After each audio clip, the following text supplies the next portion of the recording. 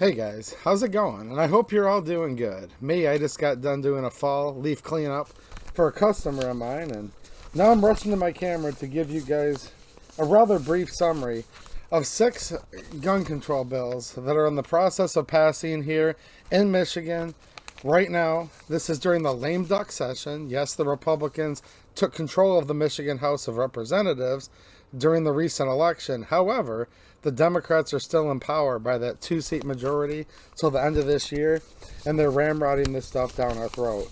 Now, if you want more details, I did 2 live streams on Monday and Tuesday breaking this news before anybody else to you guys immediately.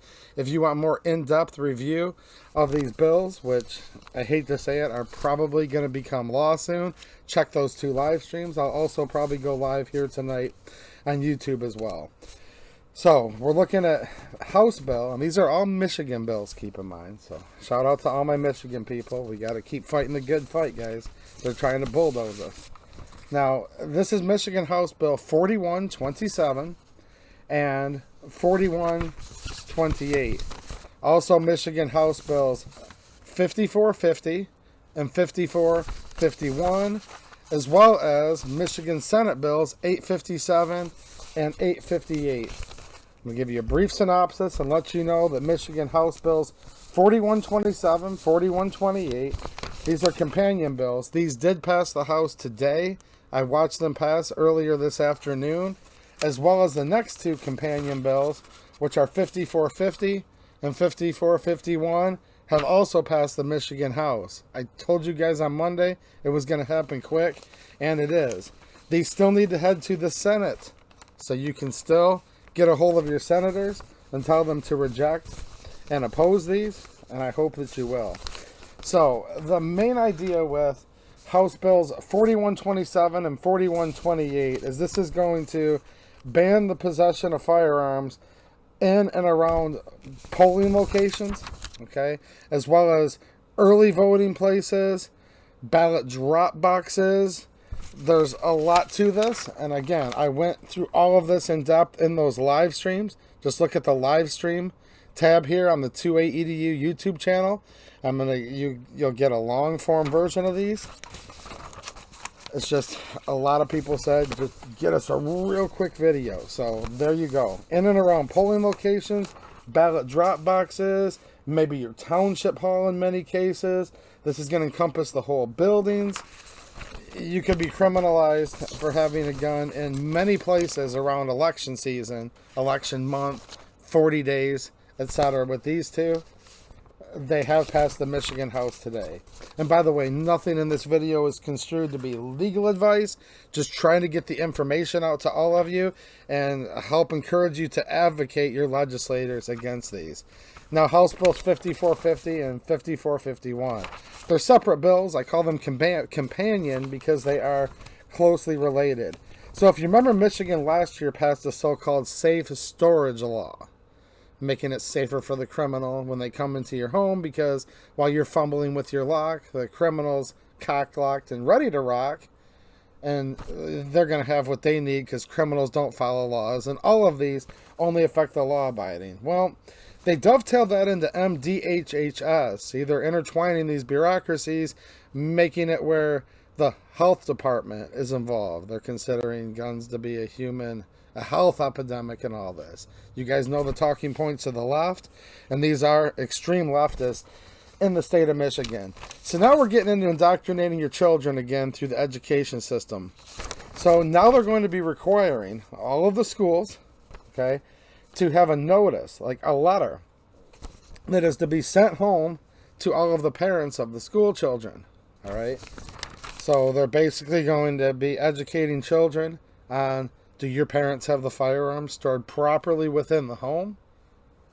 We've seen this before, and it was in Mao's China, his cultural revolution, color revolution, if you will, where they tried to turn the kids against their parents and the way of life to revolutionize. And these are far left revolutionaries. So it's going to mandate that they're going to be distributing this literature, letters, via the school. They're going to come home with your children, indoctrinate your children with how you have guns stored within the home. It's also going to mandate that they post all of this information on all the schools' websites. Now, some aspects of this are only for public schools, but other aspects of this are going to cover even your private schools and charter schools and academies.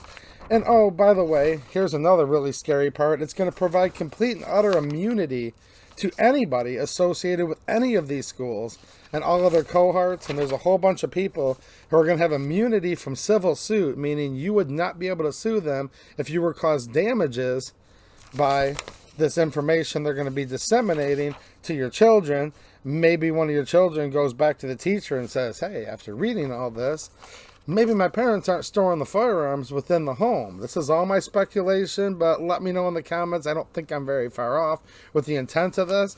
Then maybe they're coming into your home.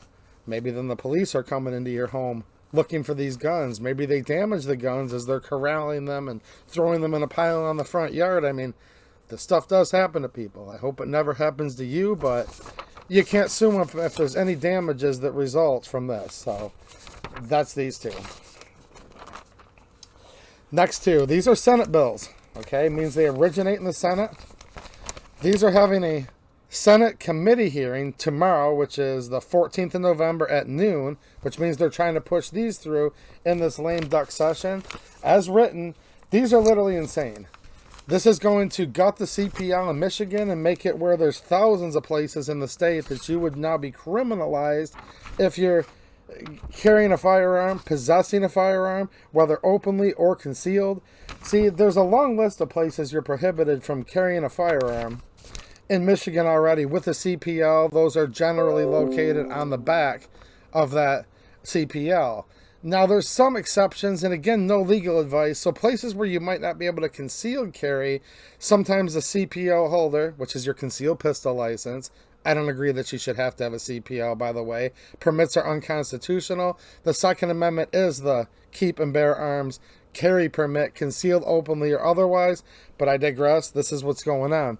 You might have exemptions where you're exempt from, you could maybe open carry in a place with a CPL that you might be prohibited from concealed carrying. Not in all instances, but some. This is going to close that off. It's also going to make it where the parking lot exemption for CPL holders in some of these restricted places, it's going to repeal that exemption. And it's literally going to come down to many places that you may or may not be familiar with.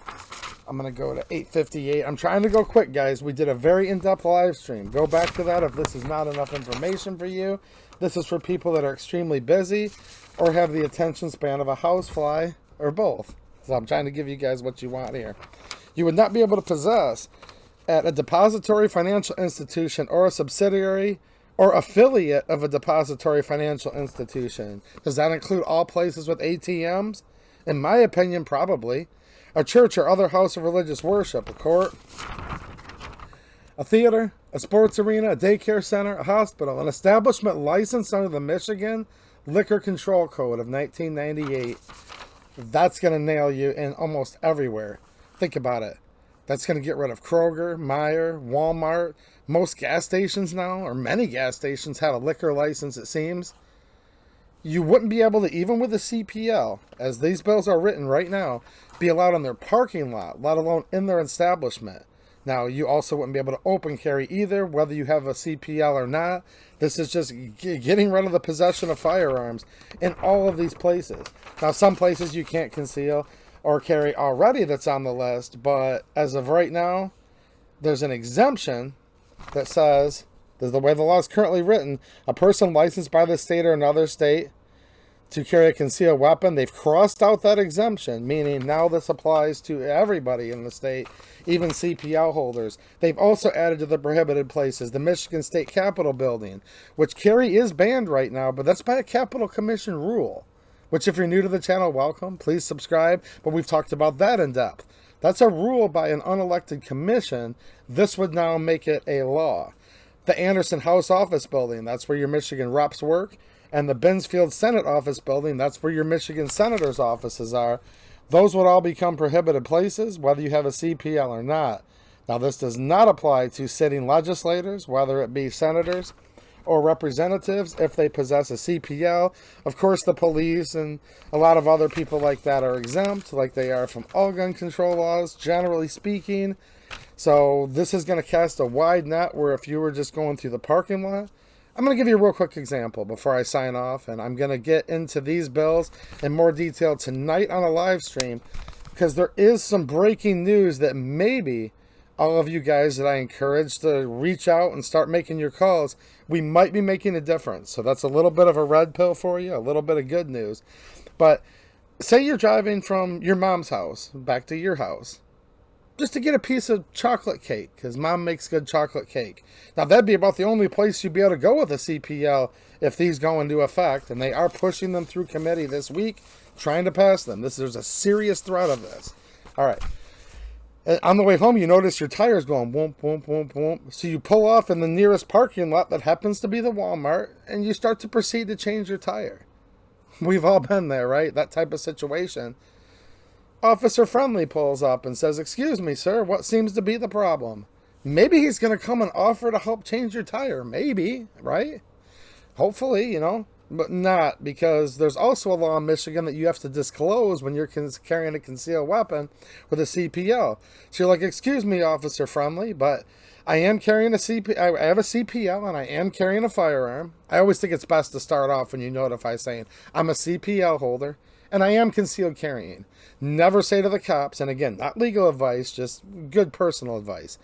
Never say, "I have a gun," because gun's like a code word where they get all jumpy and, "I'm a CPL holder, officer, and I'm currently concealed carrying."